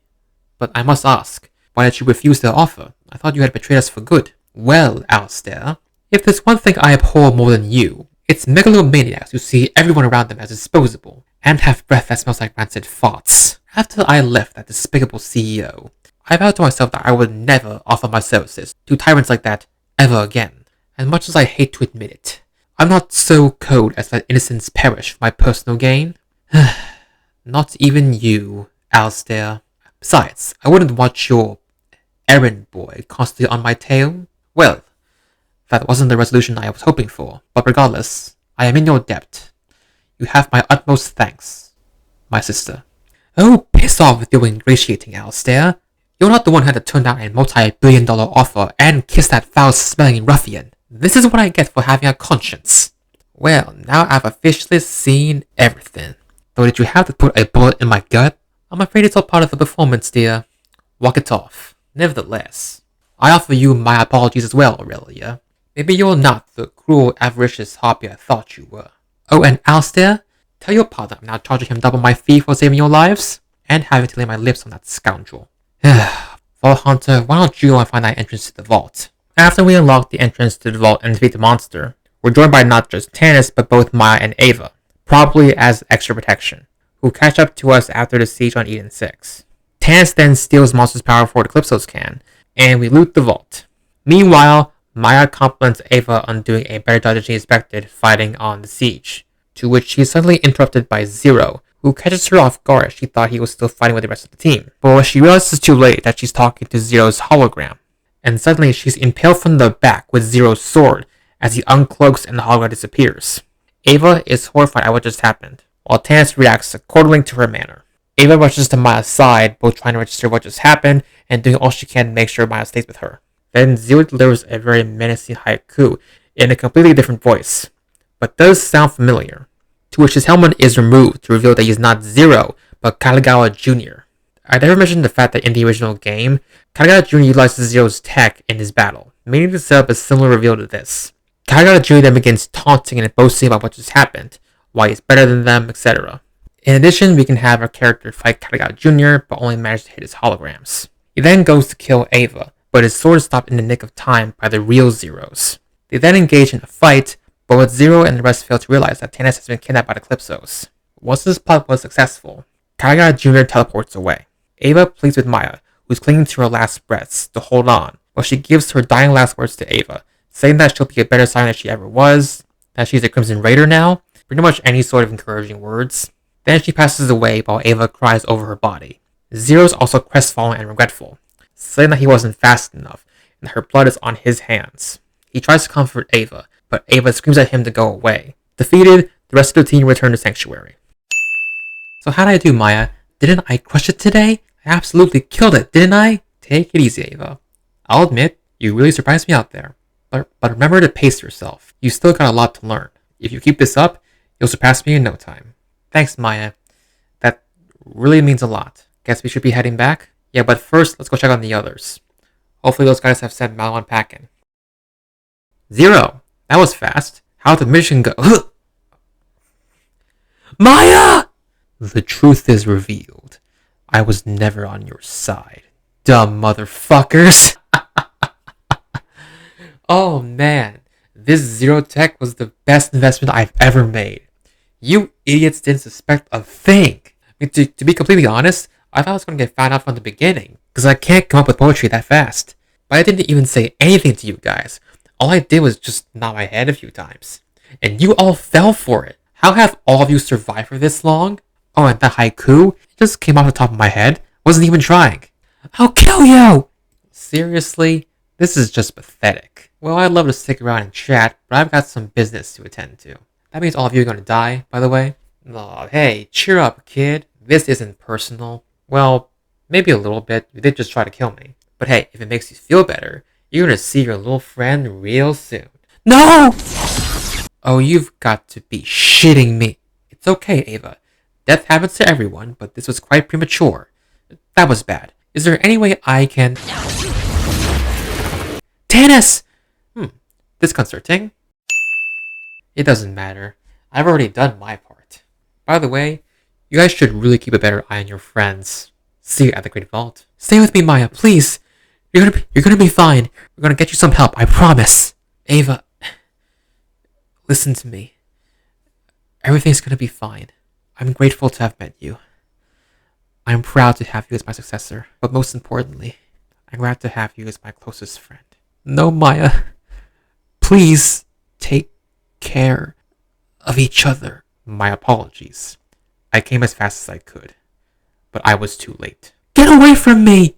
Understood. Now this is a much better way to kill off a character. While it does have a similarity to Roland's death, circumstances are unique enough to give just as much shock and excitement to the story. There's an element of deception, and the character exchanges and battle scenes are a lot more dramatic. It also gives Ava another chance to develop. Maya's death was extremely premature in the main game, which I believe is one of the major reasons why Ava's character failed so badly. Their relationship was not explored enough, and Maya's early death basically just speedrun Ava's character arc, which ended up suffering for the worst. But Maya's death in my version leaves space for more opportunities for Ava to develop, as well as just being more impactful for both us, the player, and the other characters. Obviously, not every flaw with her is resolved in this version, but I wholeheartedly believe that my version does improve Ava drastically.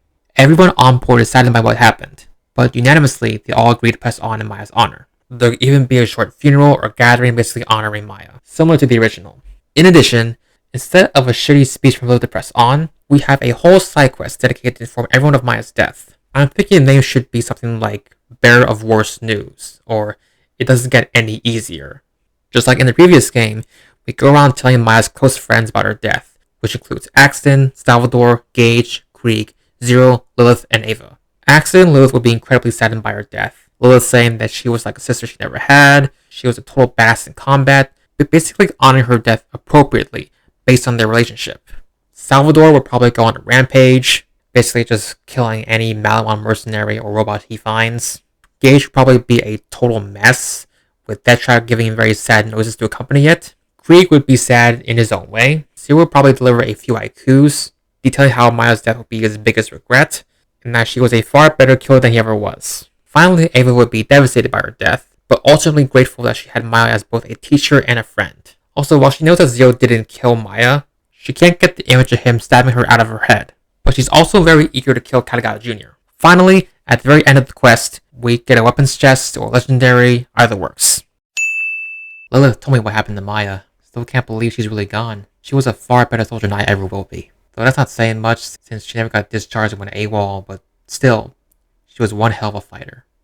And a friend. If you're wondering where Sal is, he went out to let off some steam. I just told him about Maya and he took it as well as you expect. I picked up a distress call from one of the nearby Balmont fleets. Have a listen. This is Private Johnson, calling for Promethea. I'm submitting a request for immediate extraction. Some maniac got into our ship and is killing everybody. We've heard similar distress calls from at least 3 other warships, and... Oh no, he's found me! Send backup immediately! Please let me go. I've got kids. Your boss killed one of my best friends. Look, I'm sorry about your friend, but I had nothing to do with... You'll pay! All of nephew will pay! Ah! Just let him be. He needs this. Huh? Oh, hey. Thanks for checking up on me. Yeah, I'm still trying to process what happened. When I first met Maya, I was nothing more than a thief and an orphan, just trying to get by. But Maya saw something special in me, and she always believed that I was something much greater, and I never got the chance to thank her for that. But I have to believe that she knows. I'll always remember Maya, not just as a great teacher, but as an amazing friend. And I know Zero didn't kill her, but I can't even look at him right now. I can't get that image of him stabbing her out of my head, but he did save my life. Just tell Zero that I don't blame him, that he did the best he could. As for Kanagawa, I'm coming for him. I'm gonna make him pay for what he did to her, and that's a promise. Hey there, superfans. So we have some unfortunate news for you guys. I'm sorry. This is the hardest video I had to make. Troy, I don't think I can do this. I get it together. It's supposed to be serious. So, recently it has been brought to our attention that our business partner just took the life of one of our fellow brethren. What was her name? Martha? Megan? Mary? No, I think it's Matthew. Whatever her name is, we want to apologize. What happened was terrible, and we would never endorse this type of behavior. This was unacceptable, and we take full accountability for his actions. Molly was very special to us, and she probably didn't deserve what happened to her. And I will be forever grateful that she chose to entrust her powers to me before she died. So, to honor Mitchell, we're selling some new merchandise! We're selling shirts, guns, and much more, all dedicated to the memory of our fallen comrade. It's what Michael would have wanted. So be sure to stick around when we announce our giveaways for this new merch. You don't want to miss it. But in all seriousness, we want to address the Vault Thief and his friends directly, because we know that Martin meant a lot to you guys. We know you're going through some tough emotions right now, but don't worry. We want you guys to rest easy, because we've got your scientist friend here, and we don't want Mario to be left without some company. That's right. Your little bookworm is going to be the main attraction at Carnivora, so you better get it quickly. You don't want to miss all the fun. Later, superfan. We continue back on Pandora, where events pretty much play out the same as the original. Boarding Carnivora, rescuing Tannis, and revealing she's a siren. Everything up until the big showdown. Before we get into that though, I should mention a key detail of Troy and Tyrene's relationship. Throughout my story, I'm going to lean more into the fact that Troy has some resentment towards his sister for always bossing him around and being the face of the COV. And that jealousy is going to build and build until it all comes to a head at the final showdown. And guess who's going to take advantage of that envy? At some point before the big battle, Kanagawa Jr. presents an offer to Troy for entering a new partnership with him in Malawan, and becoming the new face of the COV at the cost of betraying her sister and removing her from the picture. And Troy, yearning to be the better sibling, is going to take the offer at the very end. If you haven't guessed, this is a ploy by Kanagawa Jr. to dispose of the Calypsos once Great Vault is opened. As an added detail, I'm going to say that in regards to Troy's Anointed, it's Tyrene that's just the name Anointed, because it's mentioned offhandedly that Troy wanted to call them Troy Boys, or Supercharged Going Mega Badasses. Tyrene insists on her name, and Troy begrudgingly gives in. The reason why I bring this up is that it will be used by Kanagawa Jr. to manipulate Troy into betraying his sister. He'll also downplay the importance of family, by referring to his own example. Let's see how all that plays out. Hey Troy, you got a minute? There's something I want to pitch to you. Can't it wait, man? I'm about to face off the freaking moon here. Just humor me, Troy. This is a once-in-a-lifetime opportunity you may never get again. Fine. What is it? Imagine this. You and me, officially partners. The COV gets recognized as a corporate entity, which will allow us to merge. CEOs and supreme leaders of Malawan and the COV combined. Limitless power and money shared between us as we conquer the universe. The two of us combined with my unmatched intelligence and your immense power will be unstoppable. How does that sound? That does sound pretty cool, but I should run this by Tyrene. No, Troy. This is between me and you. You know what I see in you, Troy? A ginormous well of untapped potential and talent just waiting to be unleashed. But unfortunately, all that potential is being suppressed by that overbearing sister of yours. What are you talking about? I'm saying Tyrene's gotta go, Troy. We both know she's only holding you back. I've seen how she treats you, always bossing you around, ridiculing you, pushing you to the side while she hogs limelight. I don't know what you're trying to do, Kanagawa, but it's not working. I know what I'm capable of. And so does Ty. Sure, she can be a real pain in the ass sometimes, but in the end, we always look out for each other. Because we're family. And there it is. Family. Please. Take it from me, Troy. Family's overrated. When my dad told me that I was last in line for inheriting Malawan, you know what I did? I took out everyone that stood in my way, family or not. And look at me now. Well, technically, Tyreen did all the work. The point I'm trying to make is that family will only hold you back. And that's all Tyreen has been doing to you, Troy. She's nothing but a liability. And sooner or later, she needs to be let go, if you get what I'm saying. Alright, that's it. I'm throwing your ass into deep orbit. Then go ahead and do it, Troy. Tell me I'm wrong. You have my permission to launch me straight into the sun if you do. I thought so. You don't understand. Our relationship may be complicated, but I know deep down she cares about me. Oh, come on, Troy. You know all she cares about is the undying worship of her fans. Sure, you both may be the leaders of the COV, but everyone knows Tyreen's the star of the show. They don't give a rat's ass about you. At least, not yet. That's not true. I got plenty of fans who adore me. In fact, I got fans who love me so much that I made them into my personal army of unstoppable killing machines. My anointed. That was my idea, not hers. That's why I'm asking you to be my partner, Troy. Why do you think I gave you the green light to anoint my soldiers? It was an amazing idea. Your creativity knows no bounds. Even the name's catchy. The Anointed. Did you come up with that?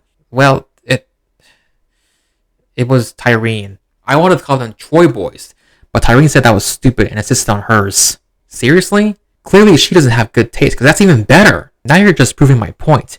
You can't keep letting her walk all over you like that. If we became partners, you could call them your Troy Boys anytime. Troy, it's time to step up and be your own man. Be the god you were meant to be. But you know what you gotta do to make that happen. Stop it! I don't want to hear any more of your bullshit. Alright, calm down, Troy. Look, all I'm asking is to just hear me out. If you still say no, I'll never bring it up again. What do you say? I'm listening. At last, we arrive at the final showdown. Kagaya Jr. and Tyreen are present, and Troy is physiologically the moon Elpis in order to open the Great Vault. After we cut off Troy's iridium supply, Troy leeches off Tyreen against her will at the advice of Kagaya Jr. in order to become the new face of the COV and partners with Malawan. This process brings her to the brink of death. Crap, they destroyed the iridium deposits. Hey Kagaya, make yourself useful and find some more iridium. Oh Troy, offer's still on the table, buddy. What's it gonna be? What offer? Troy, what is he talking about? Oh. Sorry, sis. There's gonna be some changes. Troy, what the hell are you doing? This hurts. Stop it. Then we transition to his boss fight, where we obviously end up victorious. And afterwards, Troy is bloodied and beaten, but still somewhat alive. That is, until Kagaya Jr. stabs him the same way he did Maya, thereby ending his life. After which, Kagaya Jr. is like, I'll do it myself, triggering his boss fight. Damn it. This can't be the end. Sorry, Troy. Looks like we won't be working together after all. What's that saying? If you want something done right, you gotta do it yourself. His fight should be more extravagant than the original. I'm thinking he fights with more advanced zero tech, like multiple holograms, elemental kunai, etc. I don't have more specific details, but essentially just fighting Zero with more advanced elemental tech. Once we defeat him, he's in the same state as Troy was a minute ago, but still refuses to give up, and lunges at us until suddenly he's shot in the chest by Naoko Kagaya. Told you she still played a role in the story. She continues to shoot him, while Kagaya Jr. continuously insults and berates her, taking in all her bullets Scarface style. Eventually he falls to the ground, and Naoko is about to finish him off, not realizing that this whole time, she's been shooting a doppelganger or hologram of him, and the real Kagaya Jr. is about to kill her from behind, just like Maya and Troy. But just as he's about to, he gets shot in the head by none other than Ava. He falls to the ground dead, thus marking the end of his reign of power. Ava then goes to Troy's body, and she absorbs Maya's face-lock abilities, now officially becoming a siren herself. But despite her new powers, she still needs to learn how to master them. We loot the vault, then prepare for what may come in the future. Ugh. That all you got? Huh? Come on, you think that'll stop me? I'll take all your bullets. Every single one of... Step aside, Vault Hunter. Ah, shit. Tyreen, you had one job. If there's anything you were never good at, brother, it's being thorough. Ah! That feel good, huh? Get that out of your system? Ah! Apparently not. It's not gonna change anything. You think shooting me is gonna bring our beloved brothers and sisters back? No, but it sure feels good. Ah! Ah! You're no better than me, by the way. Just ask Dad. I may have been 12th in line to carry on the respectable Katagawa name, but you want to know where the old man placed you? Here's a hint. It's the same 2 digits. Number 11. Only 1 spot above me. You were pretty much just as unworthy as me to carry on Daddy's precious legacy. The difference between you and me, sis, is that I proved him wrong. I took initiative. I saved this company. I did all of this. While you were hiding beneath my shadow, like you always do. Like the worthless, pathetic coward you are. So just go ahead and kill me. At least I'll be remembered for what I've done. Or you'll die being absolutely nothing. Maybe you've got a point. Maybe Dad thought both of us were unworthy. Maybe I have been overshadowed by you all this time. But you're wrong on one thing. I will be remembered after I end you and your torment. See you in hell, brother. You first, sis. Nice shot, kid. I learned from the best. Well, now that Katagawa is dead, it seems Mawa has been left with a huge void in its leadership. Logically, since Naoko is the last Katagawa standing, she'll become the new CEO. I think I'll pass. I got what I wanted. This was never the life for me anyway. Honestly, I could just end the story there. I can just say that Tyreen didn't die after being leashed by Troy. Maybe after our departure, she shows up to absorb Troy's essence, then starts to make preparations for her new plans for godhood. It also allows the appropriate time for Ava to master her new siren powers, rather than just knowing as soon as she gets them. Maybe all that could be packaged in a new content pack, like Commander Lilith and the Fight for Sanctuary. The alternative, which I'm kind of leaning on, is just to continue on like the original. The fake out ending, the journey to Necrofeo, meeting Typhon de Leon, trying to activate the machine and failing, Typhon getting killed by Tyreen, going back to Pandora, Tyreen absorbing the Destroyer, us killing her, Lilith regaining her powers, and Lilith becoming the sun. I definitely would change some of these events, especially the ending, but to be completely honest, I'm not sure how I would change these events. Necrofeo and Typhon de Leon could be either discarded completely, or packaged in their own content pack or DLC. But on the other hand, it's probably better if the main game had more story and gameplay. But that being said, I'm not sure how I would tweak the ending, so I'm open to ideas for how to change this part of the story. So there you have it, my entire critique of the story of Borderlands 3 and my revised version of the game. Again, I want to reiterate that this game is not terrible. There's a lot of things about this game that exceed my expectations, and I did have a lot of fun playing the main story and even the DLCs. Unfortunately, from a narrative standpoint, this game failed in so many areas that it left a sour taste in my mouth, which ultimately left me uncertain about the future of one of my all-time favorite video game franchises. And unless Gearbox starts putting the same effort into making Borderlands games like they used to, I don't think that feeling is going to go away. But who knows? I could be overreacting. I'm usually very optimistic about these things. Maybe the next game is going to completely bedazzle me and become my new favorite in this franchise. In the meantime, we'll just have to wait and see. I'm sure it can only go uphill from here. Oh my fucking... This was both a delight and an absolute nightmare to make. I've been dreading the editing I'm going to have to do to make this, both while writing the script and recording the audio for this video. But anyways, I hope you enjoyed watching. Did you agree with a lot of the things I've said? Did you disagree? Do you think my rewrite is better or worse? What are your suggestions for improving this game or making this story better? Leave all your responses in the comments below. Before I go, I want to recommend a couple of videos and creators you should watch if you're interested in seeing more Borderlands content. First video I want to recommend is Borderlands 3's Story is Absolute Garbage by Cartoonshi. His video was one of my main inspirations for making this, and it's also a great watch in general.